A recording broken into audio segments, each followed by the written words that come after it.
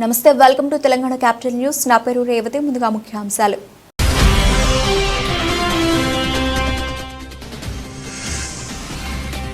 America మాజీ అధ్యక్షుడు Trump పై కాల్పులు, ఎన్నికల ప్రచారంలో ప్రసంగిస్తుండగా దుశ్చర్య.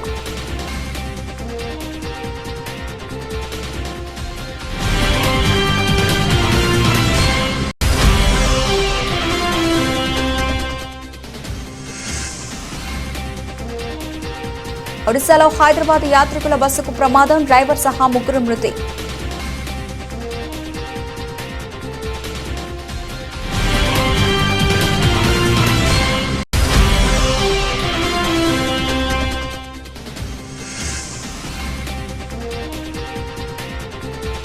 తిరుపతికి చేరుకున్న అమరావతి రైతుల పాదయాత్ర, రేపు మొక్కుల చెల్లింపు.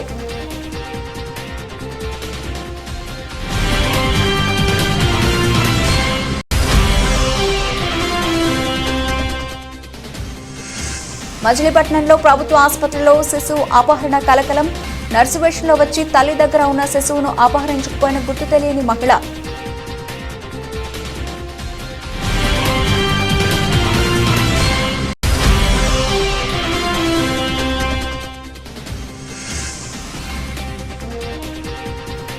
ప్రజాభవన్లోని నల్లపోచమ్మ దేవాలయంలో బోనాల ఉత్సవాలు, హాజరైన సీఎం రేవంత్ రెడ్డి.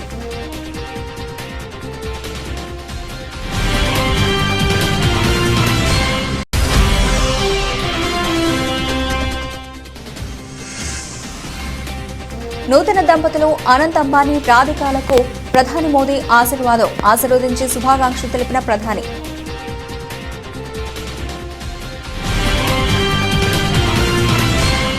అగ్రరాజు అమెరికా ఉలిక్కిపడే ఘటన జరిగింది. ఆ దేశ మాజీ అధ్యక్షుడు, రిపబ్లికన్ పార్టీ అధ్యక్ష అభ్యర్థి అయిన డొనాల్డ్ ట్రంప్పై దుండగులు కాల్పులకు పాల్పడ్డారు.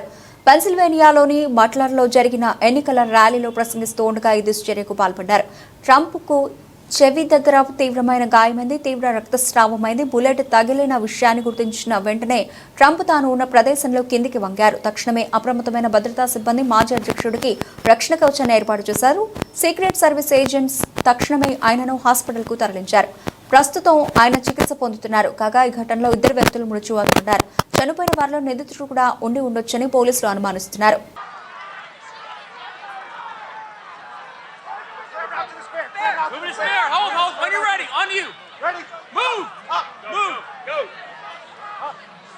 Hawkeye's here. Hawkeye's here. Move it to the spare. Spare, get ready. Spare, get ready. We ready? Shooters down. Shooters down. Are we good? Shooters down. Shooters down. Are we good to move? Shooters down. We're good to move. We're clear. We're clear. Let's clear. We're clear.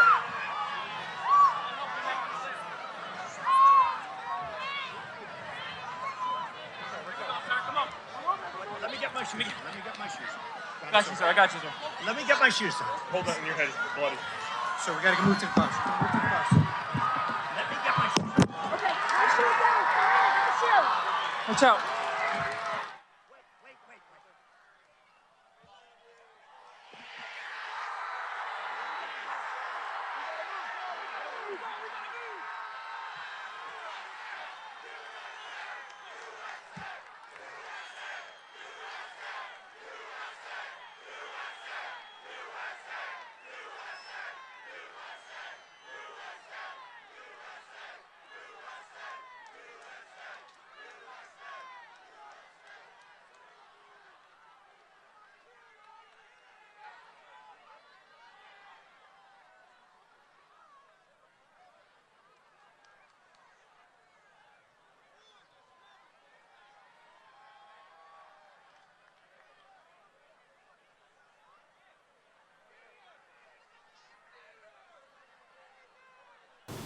Hyderabad నుంచి ఒడిశాకు యాత్రికులతో బయలుదేరిన private travels bus ఒడిశాలో ప్రమాదానికి గురైంది.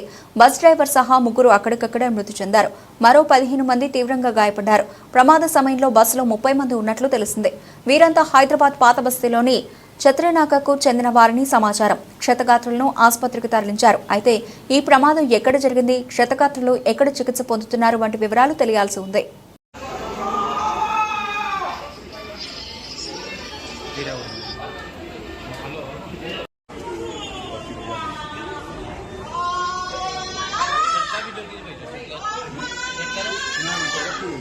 అమరావతి రైతుల పాదయాత్ర నిన్న తిరుపతికి చేరుకుంది. నేడు కాలిబాటలో తిరుమలకు చేరుకుని సోమవారం స్వామివారికి మొక్కులు చెల్లించుకుంటారు. ఆంధ్రప్రదేశ్ కూటమి ప్రభుత్వం ఏర్పాటు కావడంతో దీక్ష విరమించిన అమరావతి రైతులు గత నెల 24న అమరావతి వెంకటపాల నుంచి తిరుమలకు పాదయాత్రగా బయలుదేరారు. మొత్తం 30 మంది రైతులు 17 రోజుల పాటు 433 కిలోమీటర్ల దూరం ప్రయాణించి నిన్న తిరుమలకు చేరుకున్నారు. అలిపిరి నుంచి నేడు కాలినడకన తిరుమల చేరుకుంటారు. రేపు స్వామివారిని దర్శించుకుని మొక్కులు చెల్లించుకుంటారు.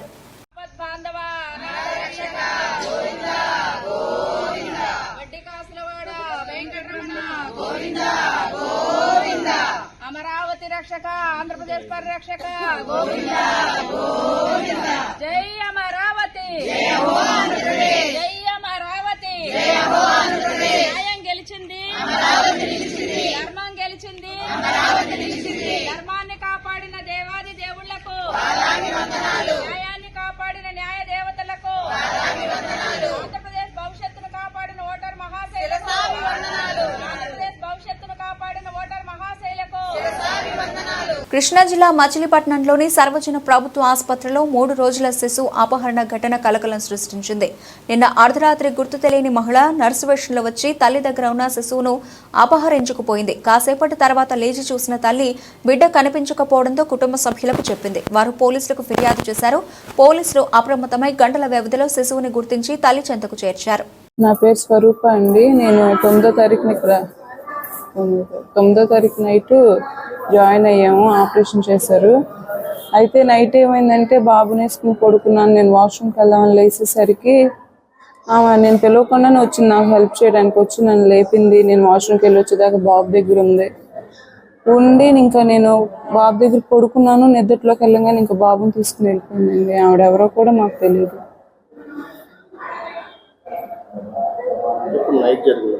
నైటే జరిగిందండి. 1:30-1కి అలా జరిగింది. మేము 1:45-2కి లేచేసరికి బాబు లేడు మా దగ్గర.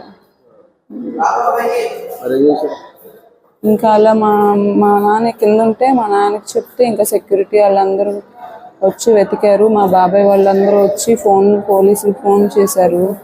ఇంకా అక్కడికక్కడే అందరూ ఇన్ఫర్మేషన్ అంతా గ్యాదర్ చేసేసి వాళ్ళు రామానాయుడుపేట అంట వాళ్ళది కిడ్నాప్ చేసిన వాళ్ళే అక్కడ దొరికాడు బాబు. ఇంకా తీసుకొచ్చి పోలీసులు మాకు అప్పచెప్పారు, బాబుని అప్పచెప్పారు. మార్నింగ్ 5-6 కల్లా మాకు బాబుని అప్పచెప్పారు. బాబుకి ఇంకా వెంటిలేషన్లో ఐసీయూలో పెట్టారు. కొంచెం నీరసంగా ఉందనేసి. అంతేండి. బాబుకి బాగానే ఉందండి. కొంచెం నీరసంగా ఉందనేసి ఐసీయూలో పెట్టారు. సెలైన్ ఎక్కుతుంది.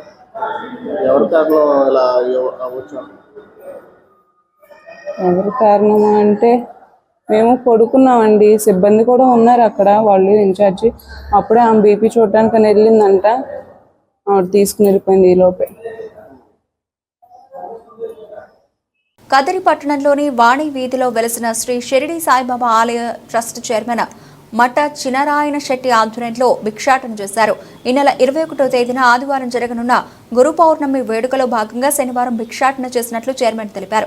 ఆలయంలో భక్తులకు పెద్ద స్థాయిలో అన్నదానం ఏర్పాటు చేశారు. అలాగే ఆలయ కమిటీ సభ్యులు, భక్తులు పాల్గొన్నారు.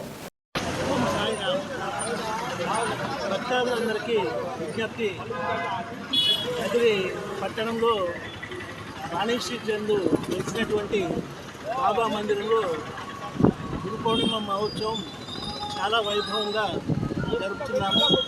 అందులో భాగంగా మొట్టమొదట ఈ దినం శనివారం రోజు భిక్షా కార్యక్రమం మొదలుపెట్టాము. బాబా వారి ఆజ్ఞ ప్రకారము భిక్ష కార్యక్రమంలో మొట్టమొదటిగా ఈరోజు భిక్ష ఊర్లో అంతా భిక్ష చేసి ఆ వచ్చిన భిక్షతో వండి ఆయన స్వయంగా వండి ఆ ప్రసాదాన్ని భక్తులందరికీ పంచేవారు. అదేవిధంగా మేము కూడా పురవీధుల్లో తిరిగి భిక్ష వసూలు చేసి ఆ వచ్చిన భిక్షతో ప్రసాదము తయారు చేసి అన్నదానం వచ్చిన వాళ్ళందరికీ ఎంతమంది అయినా రాని పొద్దున్నే 10 గంటల నుంచి సాయంత్రం 4 గంటల వరకు నిర్విరామంగా జరుగుతూనే ఉంటుంది. కాబట్టి భక్తాదులందరూ ఆ రోజు ఇచ్చేసి ప్రసాదాలను స్వీకరించి తీర్థ ప్రసాదాలు స్వీకరించి మమ్మల్ని ఆనందించవలసింది తర్వాత కొత్త బాబా కృపకు పాత్రలు కావాల్సిందిగా మిమ్మల్ని మరీ కోరుకుంటున్నాను.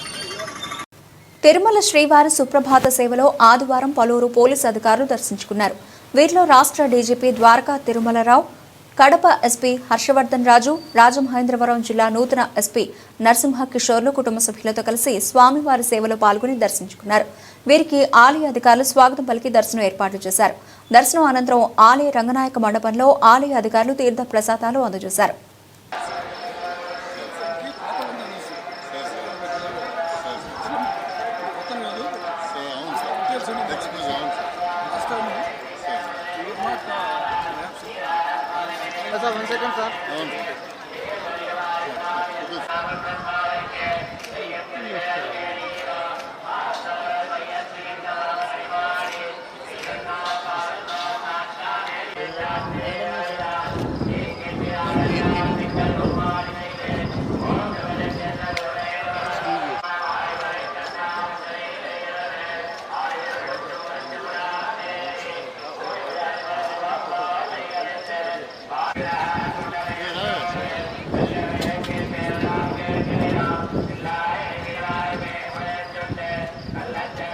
టీడీపీ నాయకులు, వైసీపీ కార్యకర్తలు ముస్లిం మైనార్టీలపైన దాడులు ఆపకపోతే ప్రతిఘటిస్తామని వనగానపల్లె మాజీ ఎమ్మెల్యే కాటసాని రామిరెడ్డి హెచ్చరించారు.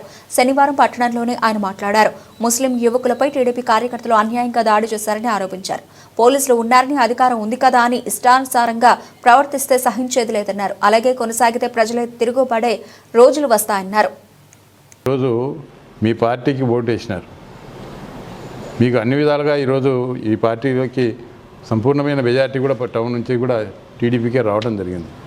అయినప్పటికీ కూడా ఈరోజు ముస్లింలు యువకులు మీద దాడులు చేసి వాళ్ళను మరి భయభ్రాంతికి గురి చేసి ఇంకా భయపెట్టాలని చెప్పి ప్రయత్నం చేస్తూ ఉన్నారు. ఏదో ఒకరోజు ఖచ్చితంగా తిరగబడే రోజు కూడా అది త్వరలోనే వస్తుంది. కాబట్టి జాగ్రత్తగా ఉండండి. మీరు ఈరోజు ఈ ముస్లింలు యువకుల మీద ఎందుకు దాడి చేస్తూ ఉన్నారు? వాళ్ళు చేసిన పాపం ఎక్కడ? మరి ఈరోజు వాళ్ళు ఏదో ప్రశాంతంగా ఎప్పుడు కూడా మరి ఎంతోమంది ఎమ్మెల్యేలు వచ్చినారు. గతంలో నేను కూడా 2 సార్లు ఎమ్మెల్యేగా ఉన్నాను. ఎక్కడ కూడా ముస్లింల జోలికి వెళ్లకుండా, ముస్లింలు అంటే మాకు ప్రత్యేకమైన అభిమానం ఉంది. మరి వాళ్ళు ఓట్లు వేసినా వేయకపోయినా కూడా మరి అటువంటి ముస్లింల మీద, హిందువుల మీద ఎందుకు దాడులు చేస్తూ ఉన్నారు? మరి ఈరోజు ప్రతి పార్టీలో కూడా కార్యకర్తలు అనేది ప్రతి పార్టీకి ఉండడం సహజంగా ఉంటుంది. మరి మీ పార్టీలో ఉన్నారు, మరి మేము కూడా 5 సంవత్సరాలు ఎమ్మెల్యేగా ఉన్నాను, గతంలో ఉన్నాను. ఎప్పుడు కూడా ఇటువంటి పరిస్థితులు, ఇటువంటి భయానక పరిస్థితులు ఎప్పుడు కూడా లేవు. ఈరోజు ప్రతిదానికి ఈరోజు పోలీసును అడ్డం పెట్టుకొని ఏం చేసినా కూడా మా కేసులు ఉండవు. ఒక పొగరు, ఎందుకంటే మాకు అధికార పార్టీ ఉంది, మాకు మంత్రి ఉన్నాడు అని ఒక పొగురుతో ఈరోజు ఈ కార్యకర్తలు చేస్తూ ఉన్నారు. అది ఎన్నో రోజులు కూడా మేము సహించే ప్రసక్తి లేదు. ఎప్పుడో ఒకసారి ఖచ్చితంగా దీనికి మరి ఒక పరిష్కారం అంటే ఖచ్చితంగా త్వరలోనే ఉంటుందని చెప్పి కూడా తెలియజేస్తూ ఉన్నాం. ఈ యొక్క దాడులు అనేది మరి ఈరోజు చాలా వరకు అన్ని ప్రాంతాల్లో కూడా, ఎందుకంటే గతంలో ఎన్నడూ లేని విధంగా కూడా చేయడం జరుగుతూ ఉంది. కాబట్టి ఈరోజు ఈ యొక్క మేనిఫెస్టో ఏదైతే ఉందో, మీరు ప్రభుత్వం వచ్చింది, ఈ ప్రభుత్వము మరి దీన్ని ఈ మేనిఫెస్టో ఏదైతే ఉందో మీరు ఈ యొక్క పథకాలు ఏవైతే ఈ యొక్క సూపర్ 6 అని పథకం ఏదైతే పెట్టినారో అవన్నీ కూడా ప్రజలకు అందజేసి మంచి పేరు సంపాదించుకోవాలి. దాన్ని ఏదో విధంగా కప్పిపుచ్చుకోవడానికి, మసిపూచి మారేడుగా చేసేదానికి ప్రయత్నాలన్నీ చేస్తూ ఉన్నారు. కాబట్టి ఈరోజు మా పేదలకు అందించే రేషన్ బియ్యాన్ని తక్కువ ధరకు కొనుగోలు చేసి సొమ్ము చేసుకుంటున్న మాఫియాను నిలువరించేందుకు ప్రభుత్వం చర్యలు తీసుకుంటోందని రాజాం ఎమ్మెల్యే మురళీమోహన్ ఆదివారం అన్నారు. ఎక్కడైనా రేషన్ బియ్యం రవాణా చేస్తే అధికారులకు సమాచారం ఇవ్వాలని కోరారు. అక్రమార్కులు, అడ్డదారుల్లో విదేశాలకు రేషన్ బియ్యాన్ని ఎగుమతి చేస్తున్నారని తెలిపారు. ఇక్కడ 15 రూపాయలు కొని విదేశాల్లో 100 రూపాయలకు అమ్ముతున్నారని అన్నారు. మంత్రి మనోహర్ గారు కూడా మరి అన్ని జిల్లాలు తిరుగుతూ ఈరోజు మరి పీడిఎస్ రైస్ ఏ విధంగా మరి దొంగతనం చేయబడింది అవన్నీ కూడా కంట్రోల్ చేయడం జరుగుతుంది. ఇప్పటికి కూడా ప్రభుత్వం కొన్ని వేల కోట్ల రూపాయలు ఖర్చు పెడుతున్నాం. అందుకు దయచేసి పౌరులందరూ కూడా అలర్ట్గా ఉండాలి. ఇలాంటి దొంగ బియ్యాన్ని ఎవరైనా ఎక్స్పోర్ట్ చేసినా కొన్నా ఇమీడియట్గా ప్రభుత్వానికి లేకపోతే మాకు చెప్తే డెఫినెట్గా వారి మీద యాక్షన్ తీసుకుంటాం. ఎందుకంటే బియ్యం చాలా వరకు కూడా విదేశాలకు ఎగుమతి అవుతుంది. ఇక్కడ 15 రూపాయలు తీసుకొని మరి విదేశాల్లో 100 రూపాయలు కూడా అమ్ముకునే పరిస్థితి ఉంది. ఇది పెద్ద స్కాము. ఇన్ని సంవత్సరాలు ఏ ప్రభుత్వం కూడా దీని మీద దృష్టి పెట్టలేదు. కానీ చంద్రబాబు నాయుడు గారు అలాగే ఈరోజు దాని కన్సర్న్ మినిస్టర్ మనోహర్ గారు కూడా చాలా దృష్టి పెట్టడం వల్ల ఈరోజు స్కామ్లన్నీ బయటకు వస్తున్నాయి. దయచేసి ఇవన్నీ కూడా అంటే మన యొక్క స్థితిగతులే మారాలి అంటే అన్నీ ట్రాన్స్పరెంట్గా ఉండాలి. ఈ ప్రభుత్వం అన్ని విధాలా ట్రాన్స్పరెంట్గా ఉంటుంది. ప్రభుత్వంపై వైసీపీ నేతలు చేస్తున్న వ్యాఖ్యలపై టీడీపీ నేత బుద్ధ వెంకన్న తీవ్ర స్థాయిలో ఫైర్ అయ్యారు. విజయవాడలోని తన కార్యాలయంలో ఆయన మాట్లాడుతూ మాజీ మంత్రులు గుడివాడ అమర్నాథ్, పేర్ని నాని మతి భ్రమించి మాట్లాడుతున్నారని ఎద్దేవా చేశారు. ప్రజలు చీకొట్టినా ఇంకా వైసీపీ నాయకులకి సిగ్గు రాలేదని అన్నారు. నెల రోజుల్లో రాష్ట్రంలో చంద్రబాబు అనేక మార్పులను తీసుకొచ్చారని ఆయన స్పష్టం చేశారు.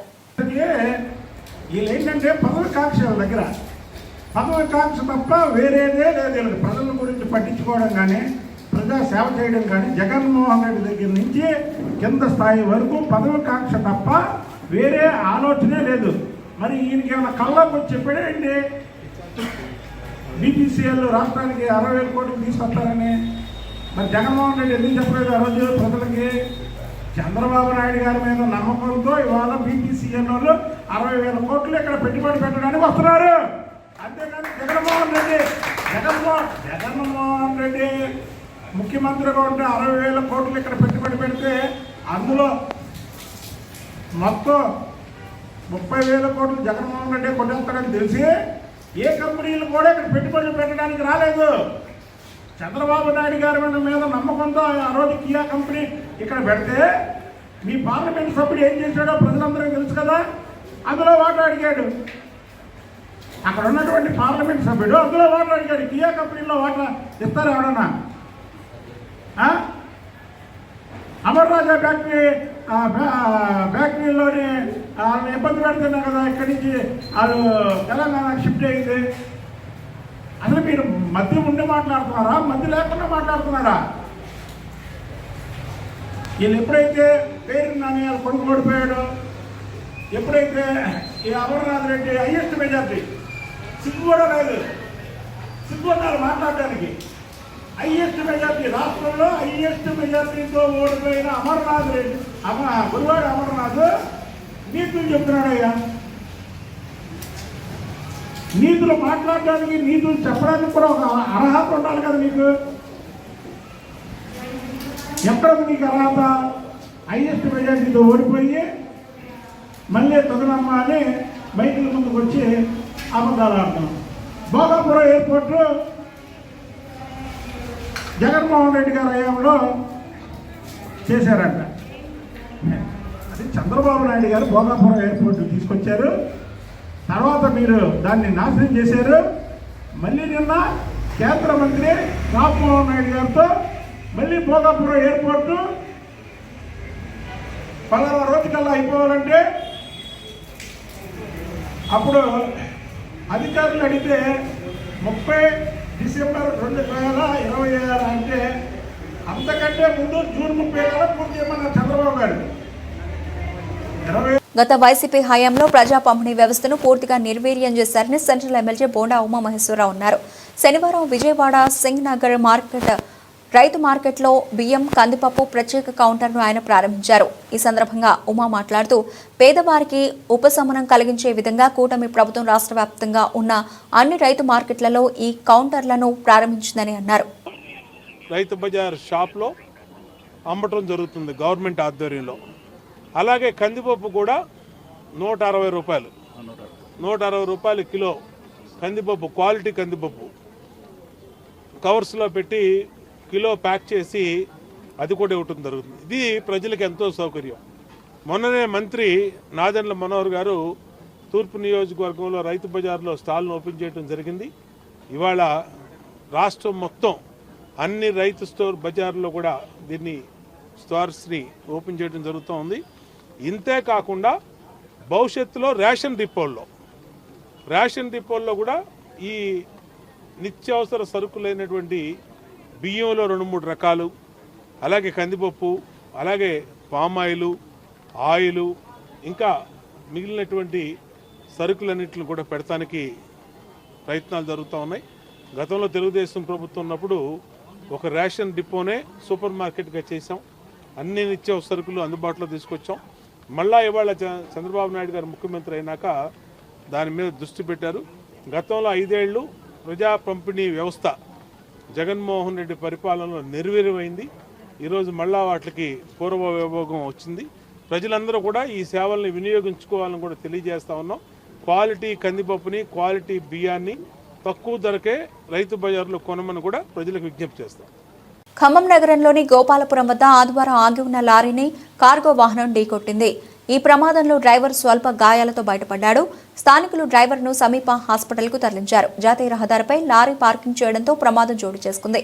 స్థానికుల సమాచారం మేరకు ఘటనా స్థలానికి చేరుకున్న పోలీసులు దర్యాప్తు చేపట్టారు.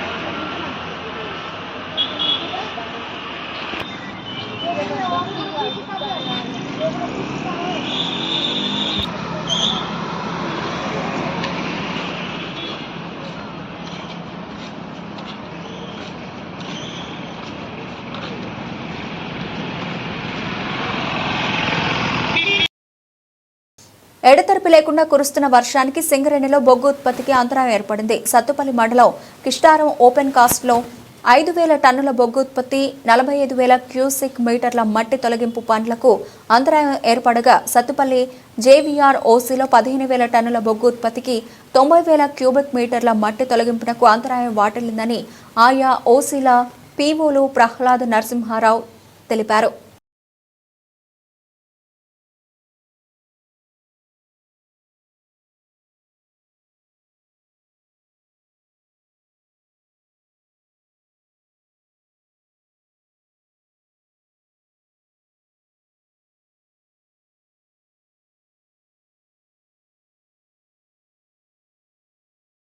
ఆషాఢ మాసం సందర్భంగా ప్రజాభవన్లోని నల్లపోచమ్మ దేవాలయంలో నిర్వహిస్తున్న బోనాల ఉత్సవాలకు విచ్చేసిన సీఎం రేవంత్ రెడ్డికి స్వాగతం పలికిన డిప్యూటీ సీఎం భట్టి విక్రమార్క, ఆయన సతీమణి నందిని మరియు కుటుంబ సభ్యులు. బోనాల ఉత్సవాలకు హాజరైన మంత్రులు పొన్నం ప్రభాకర్, దుద్దిళ్ల శ్రీధర్ బాబు, పొంగులేటి శ్రీనివాసరెడ్డి, కొండా సురేఖ, ప్రభుత్వ సలహాదారు వేమిరెడ్డి నరేందర్ రెడ్డి తదితరులు.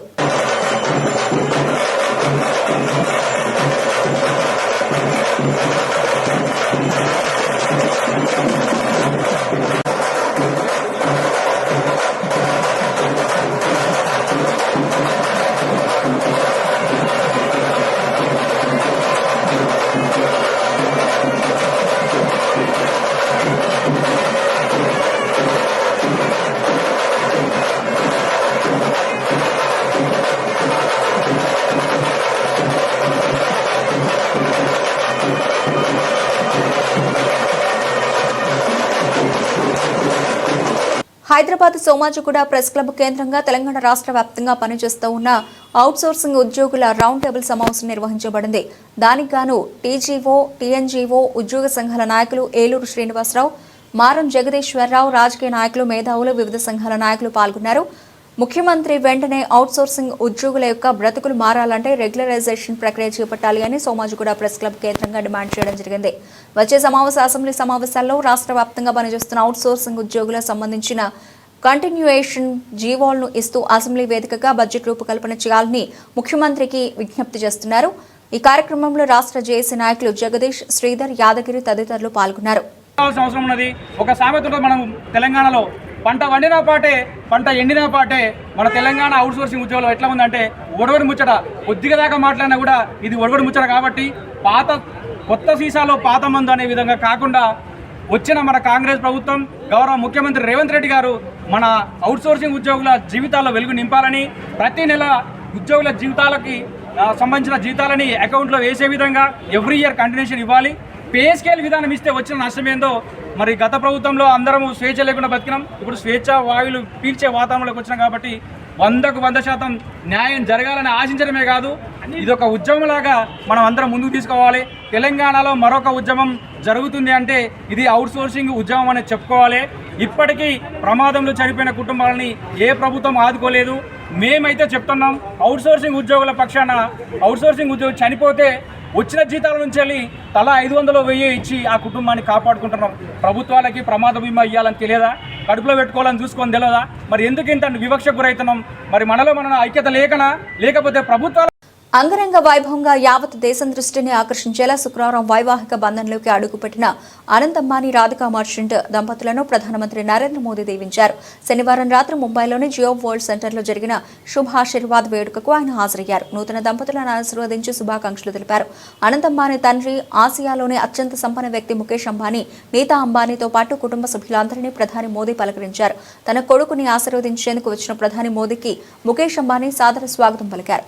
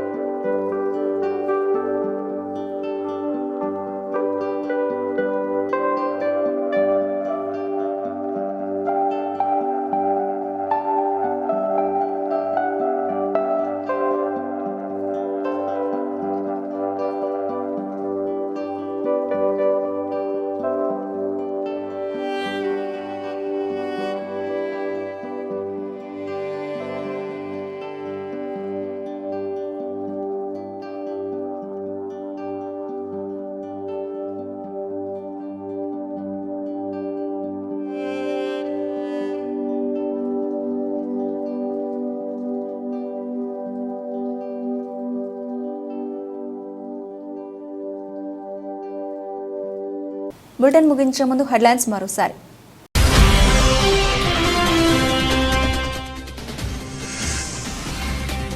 అమెరికా మాజీ అధ్యక్షుడు ట్రంప్పై కాల్పులు, ఎన్నికల ప్రచారంలో ప్రసంగిస్తుండగా దుశ్చర్య.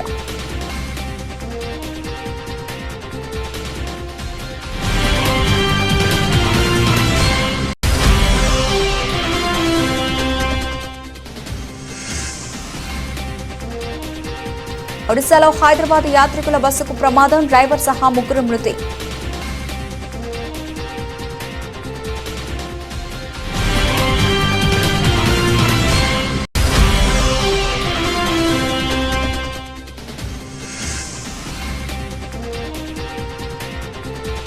తిరుపతికి చేరుకున్న అమరావతి రైతుల పాదయాత్ర, రేపు మొక్కుల చెల్లింపు.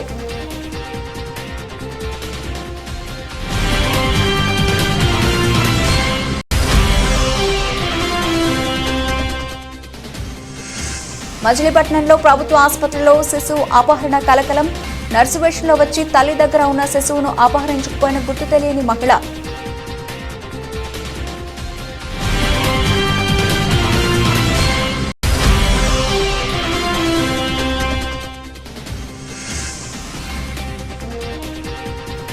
ప్రజాభవన్లోని నల్లపోచమ్మ దేవాలయంలో బోనాల ఉత్సవాలు, హాజరైన సీఎం రేవంత్ రెడ్డి.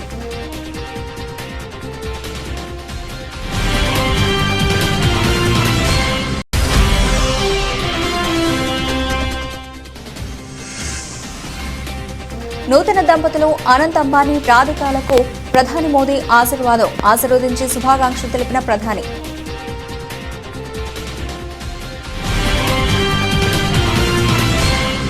ఇవి ప్రవర్తన బులెటిన్ అప్డేట్స్. మరిన్ని అప్డేట్స్తో మళ్ళీ కలుద్దాం. అంతవరకు సెలవు. నమస్తే.